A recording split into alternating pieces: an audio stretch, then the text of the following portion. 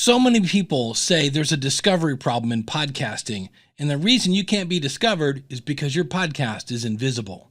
The School of Podcasting with Dave Jackson. Hey, I'm Dave Jackson from the schoolofpodcasting.com, where I help you plan, launch, grow, and monetize your podcast. And so many times I see there's a discovery problem in podcasting. And one of the things I see people do is there are two different types of podcast players. There's an episode player, and then there is a show player. It's almost like a jukebox. And what's great about the show player is that you can basically set it up, and when you publish a new episode, that show player will automatically show that episode. It is a set it and forget it. Now, is there something wrong with the show player? No, it's not wrong unless that is the only way people can listen to your podcast. Why? Because what a podcast is, in my book, is it is a blog post with an audio player. And what most people don't know is a audio player, whether it's an episode or an actual show player, it's in the technical term is it's an IFrame. And what that basically means is even though it appears on your website, it's actually not on your website. It's on your media host's website. So any information in that player is not actually seen as on your website.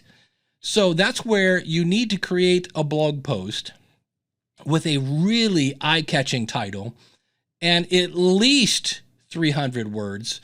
I would shoot for 1,000 words, but you need to have some words there. Why? Because what is Google index? That's right, words. And this doesn't mean a transcript. That's another video in itself. But those words help you get found. And when people click on play, then they can actually listen to your show and subscribe, because on your website, you better have subscribe buttons. The other thing, by having each episode be its own blog post, is it makes it so easy to share.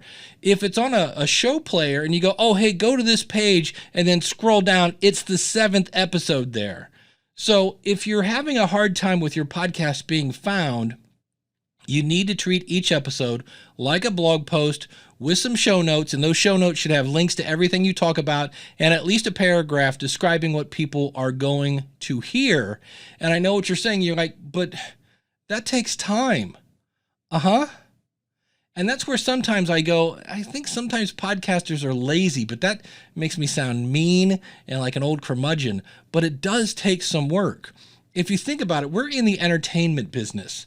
And can I make a living with my podcast? Sure. Can I make a living as a writer?